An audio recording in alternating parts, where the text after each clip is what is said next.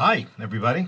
It's Monday, it's 1 o'clock, and so it's time for our half hour Pirkei Avot history and Hashkafa. I had the privilege last Shabbat of being at our sponsoring synagogue, the Tel Aviv International Synagogue. Some of you I got to see there. Next time, I'd like to see more of you. Either a Friday night or Shabbat morning or both, whatever. It was a wonderful time, and it's a wonderful, and you guys are a wonderful community. Okay, so we are finally moving on to just get the book down. We are finally moving down onto another Mishnah, still dealing with the words of Hillel the Elder. And in this case, a Mishnah which is fraught. I think that's the best word for it. It's really a fraught Mishnah. Let's jump in. We're talking about Mishnah, the second chapter, Mishnah number 6. Af hura gulgolet. Hillel was walking along. He came to a wadi, to a stream, or to a river. And he saw a skull. He saw a skull that was floating on the face of the water. Amarla. So he told it. He addressed it. It was still in the water. He didn't pull it out of the water. He left it in the water. Al da'atef tatfuch. Because you browned other people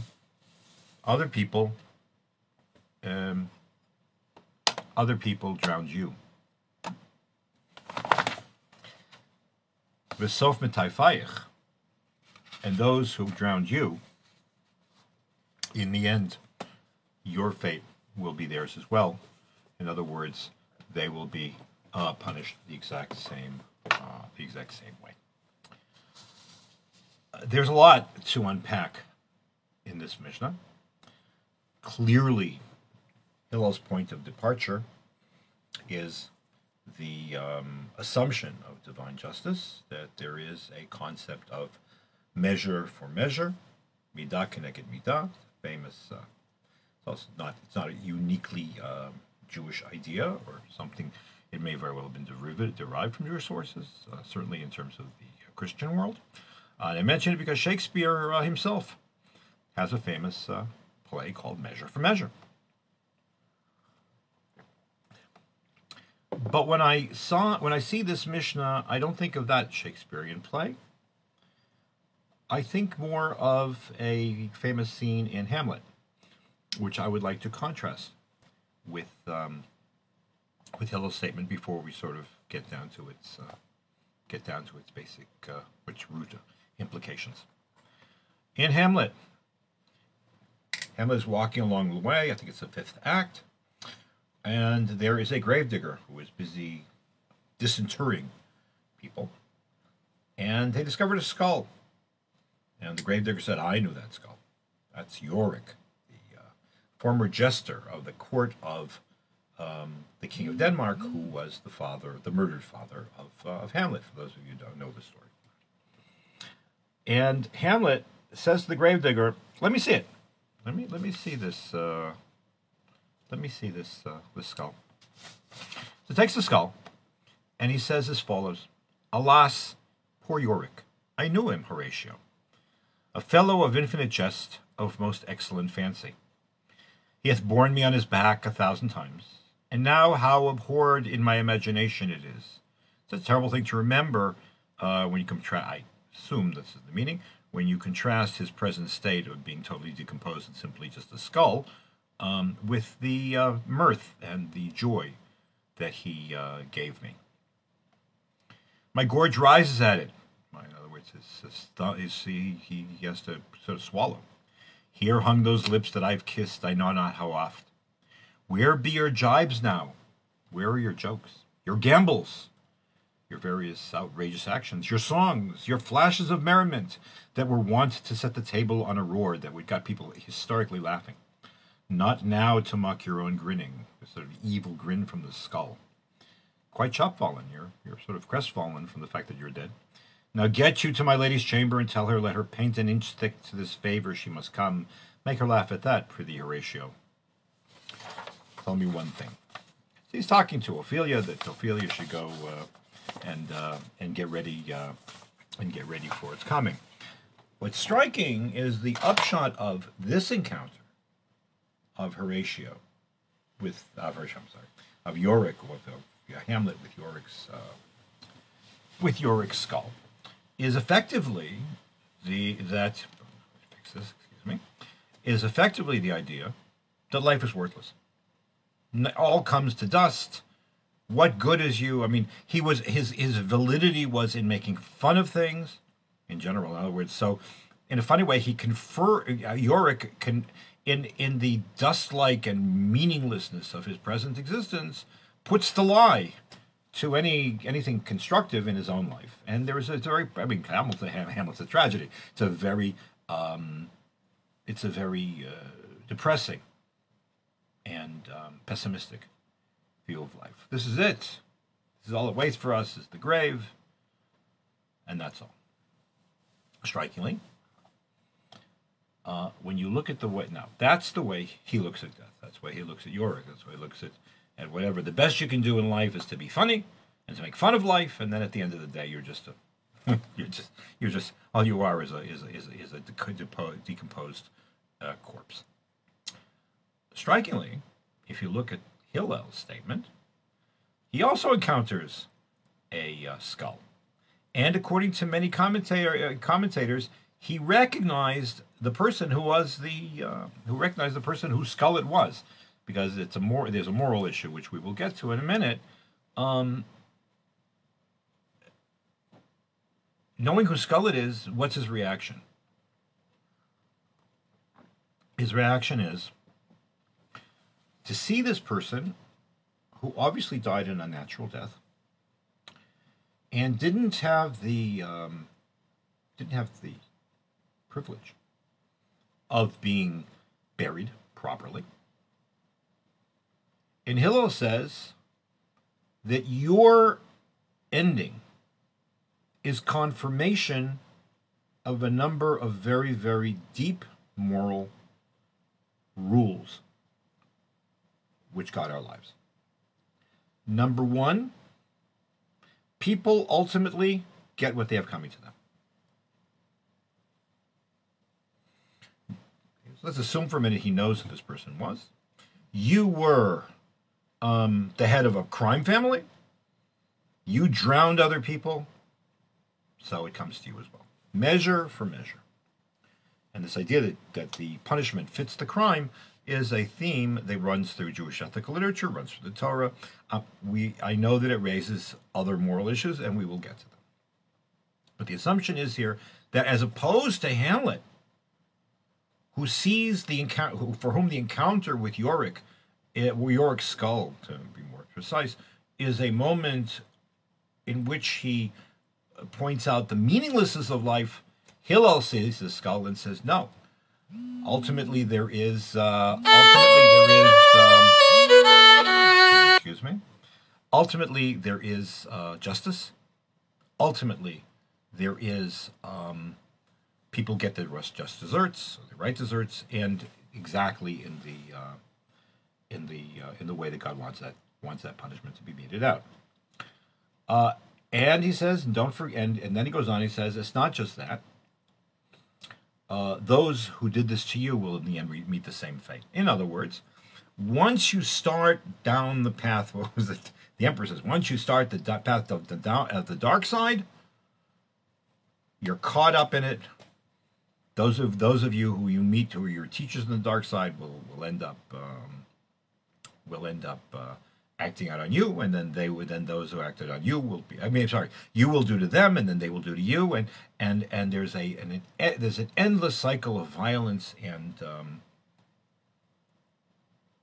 injustice, which you can allow yourself, because it's freedom of will. You can allow yourself to get involved in. The message, of course, is don't take the first step down the dark side. Interestingly, and I don't think I have to make a big deal about pointing this out, there are serious other moral issues of theodicy that arise in this Mishnah. Theodicy meaning the question of God's judgment, because not everybody who drowns is being punished for having been drowned, and not everybody for having drowned other people, and not everybody who commits a crime gets punished appropriately. So, what was it the Hillel was trying to say? This question bothers the commentaries from beginning to end, and they offer different possibilities. I'd like to pick out, actually, 2 or 3 as options of understanding a very, very difficult and very problematic, very troubling statement by Hillel.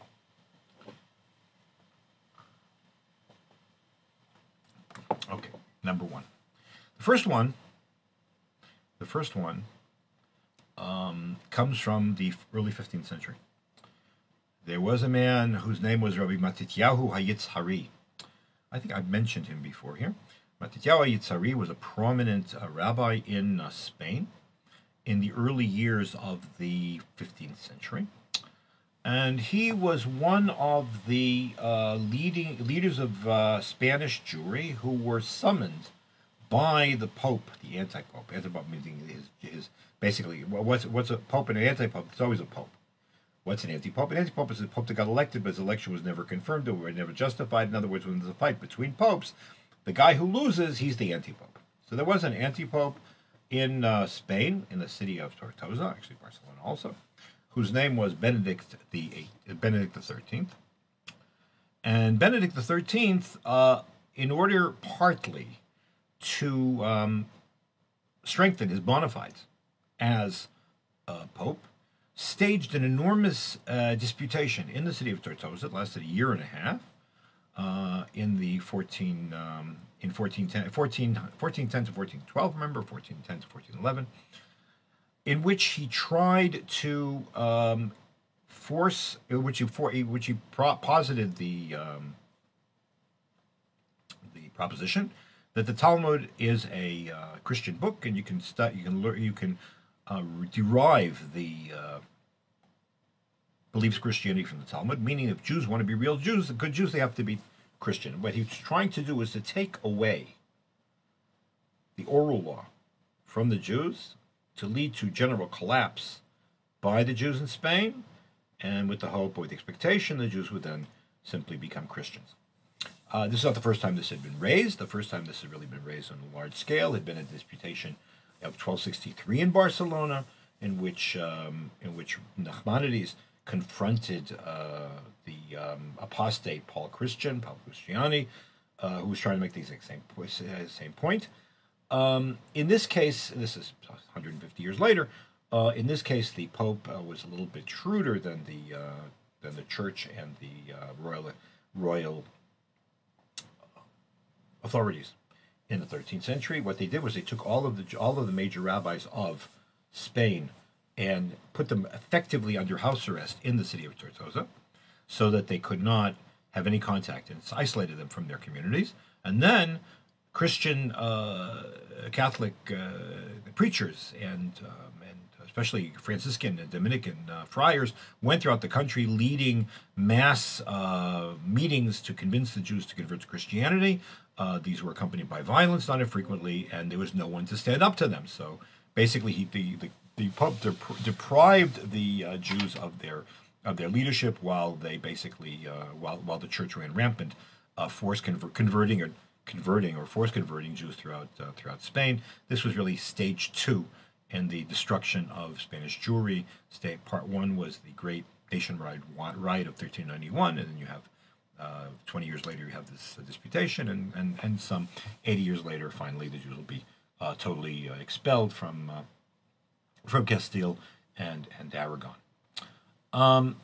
One of the participants in this disputation was Matityahu HaYitzhari. I mentioned this whole story about the disputation in Tortosa because Matityahu HaYitzhari wrote a commentary on Pirkei Avot, and I find, at least, I don't think it's my imagination either, I find that the trauma of being held, of having to deal with these church officials and watching how masses of Jews are forced converted to Christianity, while he can't do anything about it, that the trauma of being part of this disputation and the tragedy that was unfolding over Spanish Jewry, that it's just it oozes out from between the lines. It just cries out from between the lines of his commentary. So when it comes to this Mishnah, I think it's very, very clear this way. Rabbi Matityahu says the function of this Mishnah is to say that ultimately there is divine justice. Ultimately, justice is not in our hands. Now, you can understand the Mishnah to say, no, this is sort of like you get it, you join the mafia, so you kill them and they kill you. I mean, it never ends, right? So he's saying, no. No. There's somebody who runs there's a balabas la'asek, we would say, the Geschäft. The world has a moral guide, and that is God. And the reason why you were drowned is as in punished, God brought about the circumstances so you would be punished for your ill deeds. And similarly, those who did that to you will also be punished. In other words, this is a statement by Matityahu Yitzhari to his audience, saying, don't think that we are powerless. Don't think that we will be unavenged. Don't think that we are at the end of our ropes. Don't think that the story of Sephardic Jewry is going to end here. Don't think that Spain is going to get away with this. Al da'ateft atfuch, v'sof mitayafayach yitufun. That because you went and drowned other people, you were drowned, and others will come and drown you. And those who drowned you will be drowned as well. Now, as it happened historically, he's right about Spain. When the Jews were thrown out of Spain, basically Spain signed its own death warrant, and from an economic point of view, Spain has never ever recovered from expelling its Jews.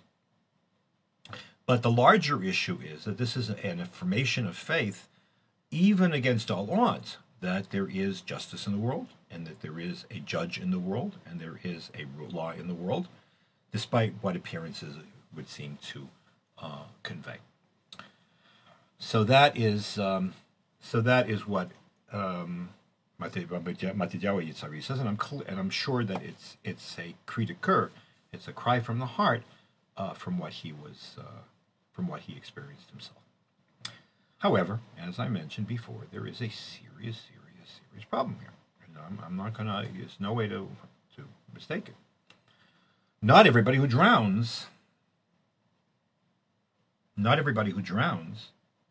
deserves to, at least as far as we know.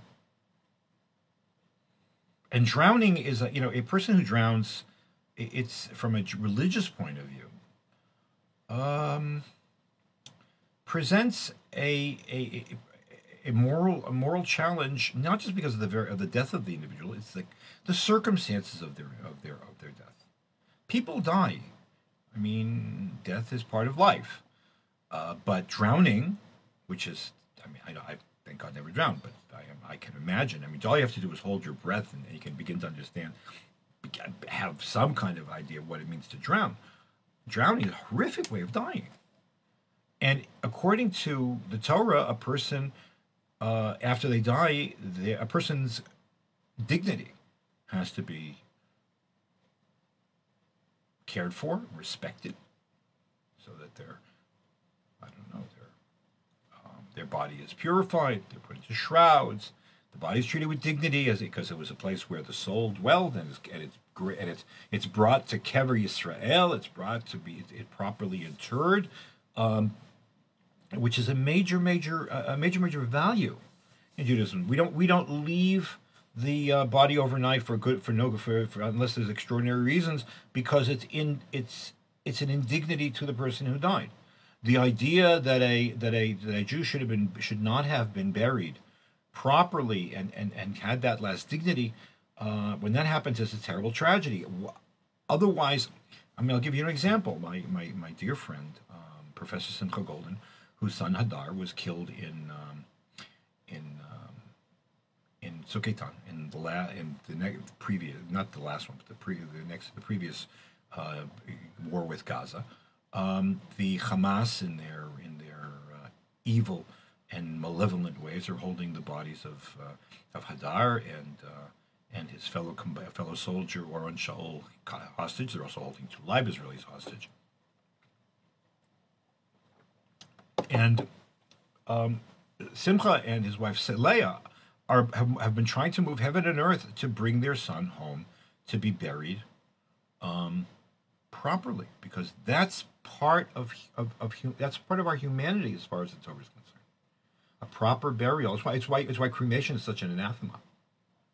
It's a proper burial. It provides closure, and also provides the mourners with some place to go. That's not a small thing. We don't worship graves, and I think it's a fundamental misunderstanding of the idea of going to, say, so-called sacred places, the graves of righteous rabbis and so on.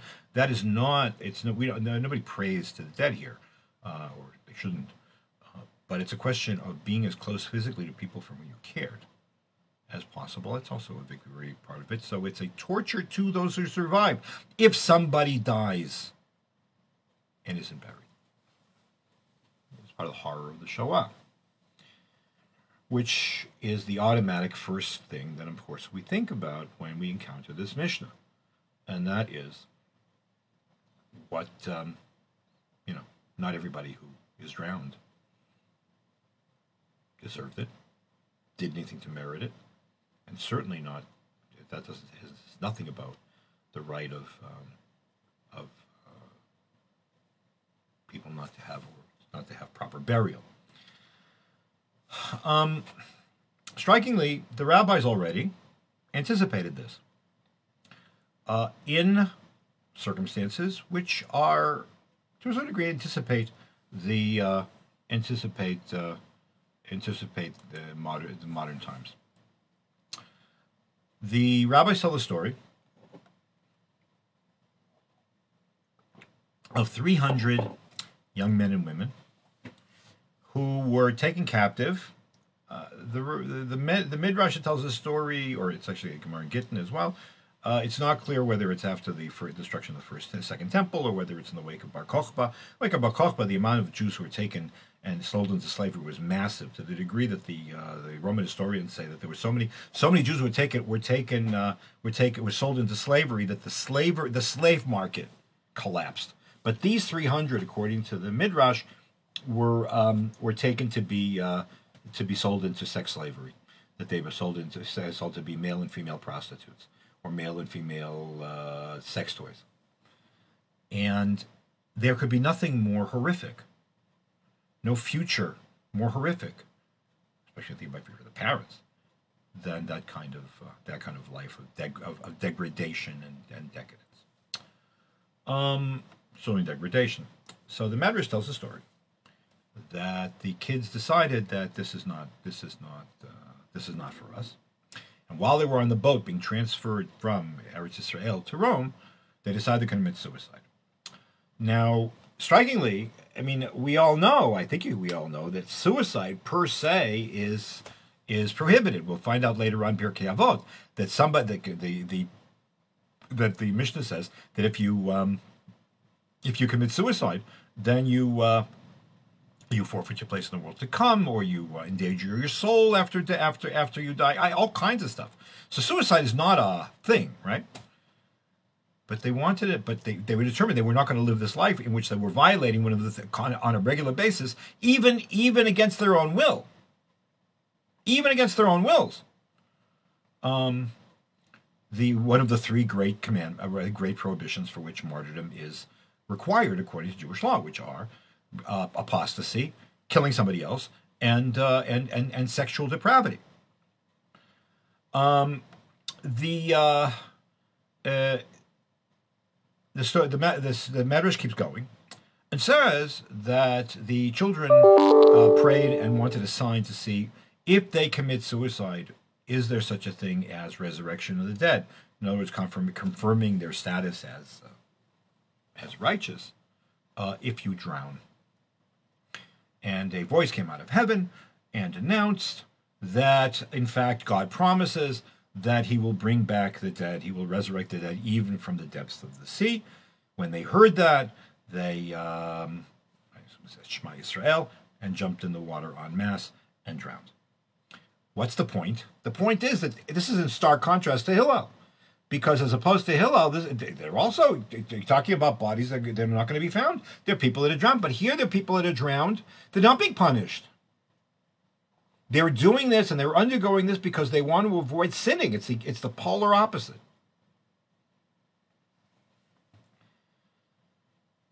Now, I don't think Hillel, of course, died 50, 60 years, say 60 years, before the destruction of the temple. So he couldn't have known that this was coming. But the rabbis did. And I think they realized that you can't always be, Elmer Gantry dogmatic, saying, this person died for that sin. Nobody's God's accountant. People sometimes drown. Some people drown because they got themselves caught up in a dynamic of violence and evil, and others drown because for other reasons, not out of their, certainly not for their fault, and sometimes they drown because they want to do the right, because drowning at this point is the right thing. So, what's the resolution? The resolution, I think, comes back to Rabbi Matityahu Yitzhari. Hillel, as many of the commentators note, doesn't say because you drowned somebody, then you were only you automatically ground. Atfuch, it's a statement. The statement that Hillel makes is a statement of conviction. God brings things about, so that you did X, and then X will be done to you. So at the end of the day, as Rabbi Matityahu Yitzhari wanted to point out, the same circumstances they really can look the same. Same circumstances of drowning or whatever the case might be. Sometimes they're a punishment. Sometimes they're a testimony to a person's integrity. And the one, capital O, the one who knows to make the distinction is God. Because it's an affirmation, this mission is an affirmation of the fact that there is divine justice. Beyond us, men are limited. The sin of contemporary men is arrogance. Men are limited in their understanding. God will determine which is the one who deserved it and which is the one who should be resurrected. It's not up to man. It's not up to people to judge others because you don't know what they went through and you don't know what brought them to this circumstance. One thing is absolutely clear, however, and that is that Judaism rejects summarily the pessimism, the vacuousness, the despair that was expressed by Hamlet upon encountering the skull of Yorick. Okay, so that's enough for today. Did a whole mission in one sitting. Go no. Please share this. This will be on my Facebook page. It'll be on my Rabbi Professor Jeffrey Wolf page. Wherever I welcome you to ask questions, to expand this sort of this community of learning Mishnah Avot and the ideas that we raise. And I will see you, please God, next Monday. Be well.